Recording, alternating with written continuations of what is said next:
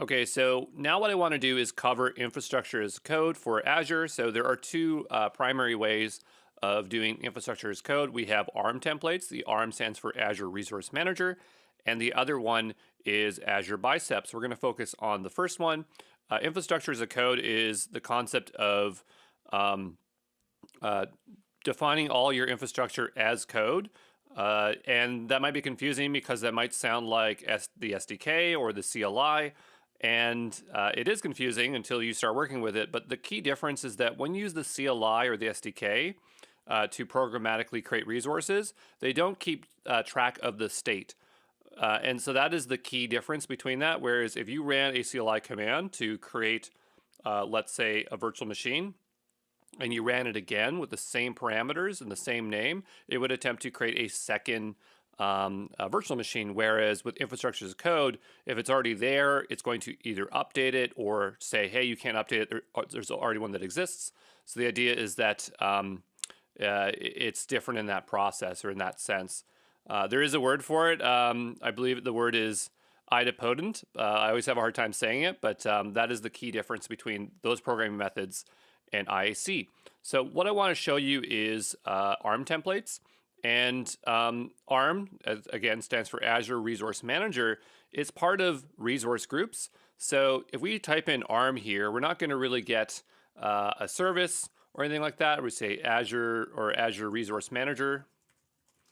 Okay, you're just not going to exactly get that because it is something that's there, but it really is talking about resource groups. So when you deploy a resource group, it will always create an ARM template for you. No matter if you do ClickOps, you'll always get an ARM template. And this is something that is very different from other providers. So like when you use AWS or GCP, when you launch a resource, it doesn't necessarily will produce a template for you, but Azure is very unique in that sense that they will do that.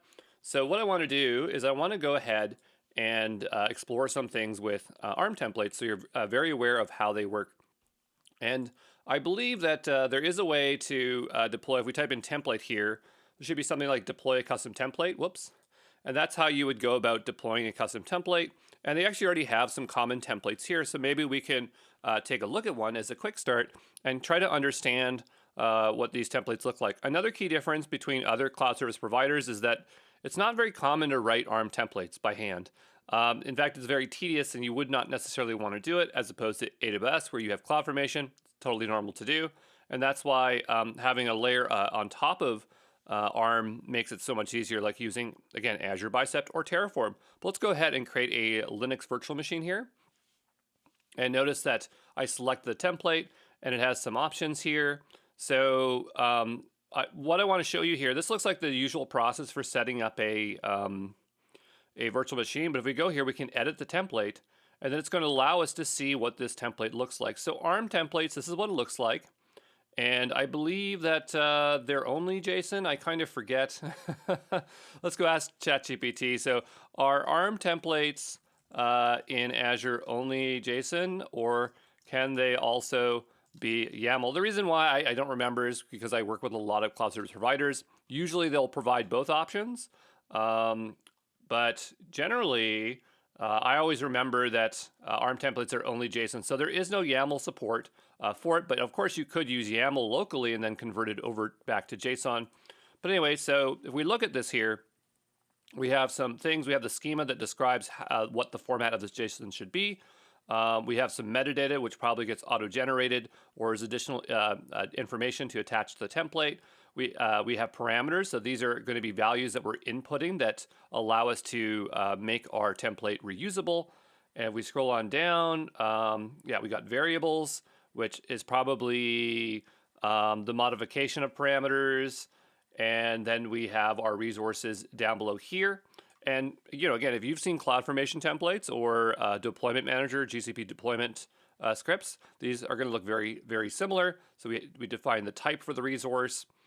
We have a name for it. Then it has its properties. And then it can depend on other resources to say what order they're performed in. But anyway, my point is that this is a template. And we can go ahead and actually deploy this template, but I'm not that interested in that part of it because this is not that exciting. What's more exciting is what happens when you do ClickOps. So I'm going to go over here and deploy a virtual machine. Yeah, I mean, we could do a virtual machine. I'm just trying to think what's easier. Maybe we'll go ahead and actually do, I've changed my mind. We're going to actually go ahead and do storage accounts. Again, I'm still in the free tier, and I'm just trying to make things easy for you as well.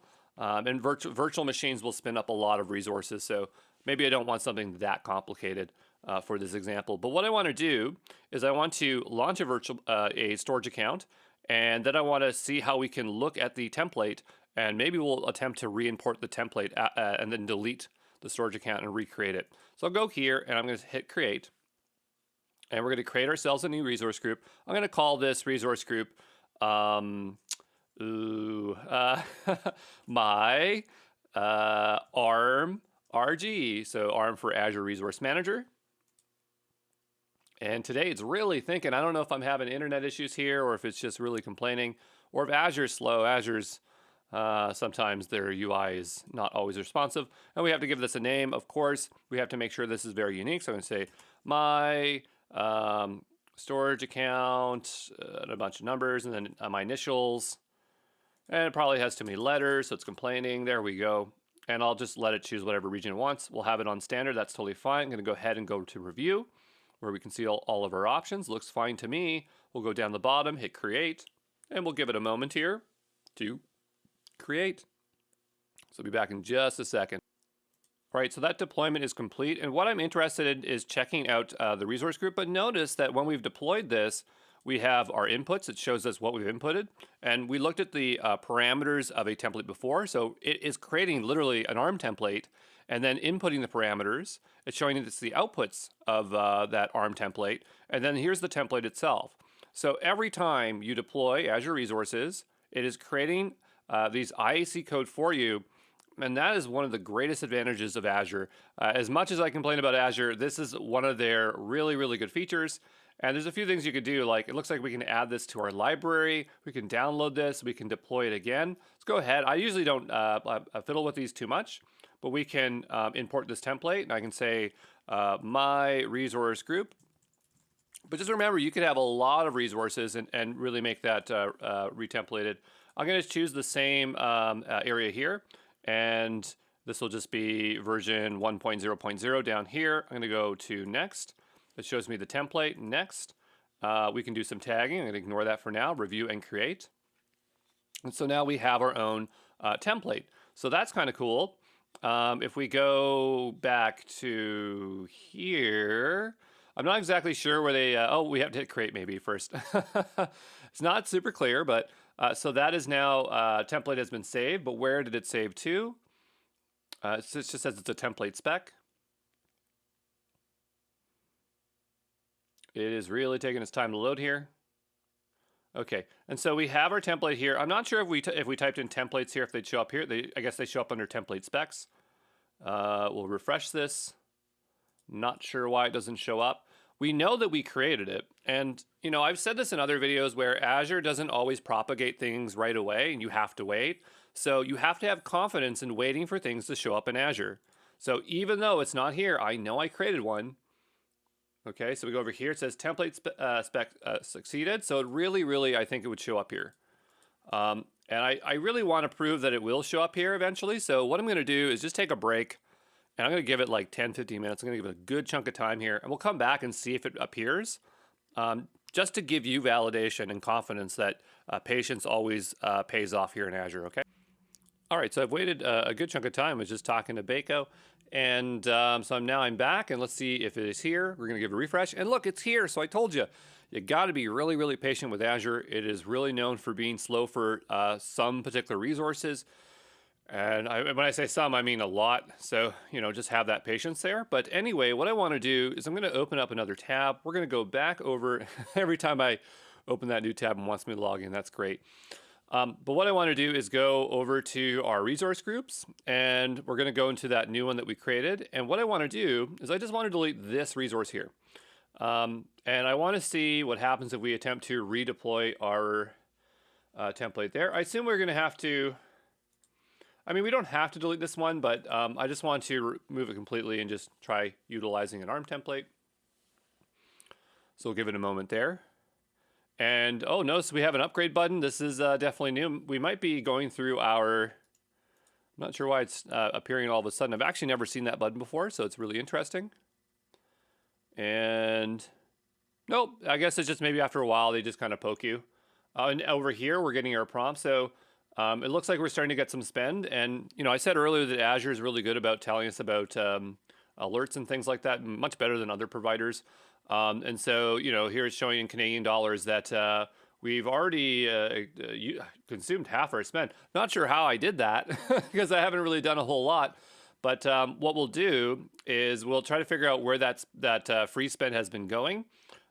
Still, again, that's a lot. So maybe it's overestimating that, or I left something running. Maybe that Kubernetes cluster is still running. I don't think so. Let's go double check. But anyway, I wanted that to happen so I could go back and show a video of that kind of stuff. Because all we created is a couple of virtual machines and some other things. Yeah, we don't have anything else running that should be costing us spend, but we'll go take a look there and see what we can figure out. So anyway, I'm going to go back here, give this a refresh. And that resource is gone. What's interesting is it also got rid of the template. Why did it get rid of the template? that was something we created separately. And so I guess it was linked to the resource group, and so that kind of defeats the purpose of us uploading our ARM template. So that's a shame. I guess what we could do is we could go and, I don't know. We could go and use the custom provider and launch a template, but there's not much interest in that. So I'm not really interested in doing that. Yeah, I think we're pretty much done here. I think we've proved the point that Azure is really good at producing these ARM templates. You're not going to want to write them by hand. You can ask ChatGPT to do it, but I would probably not do that myself. But I think that satisfies this video for ARM templates. So we'll see you in the next one, okay?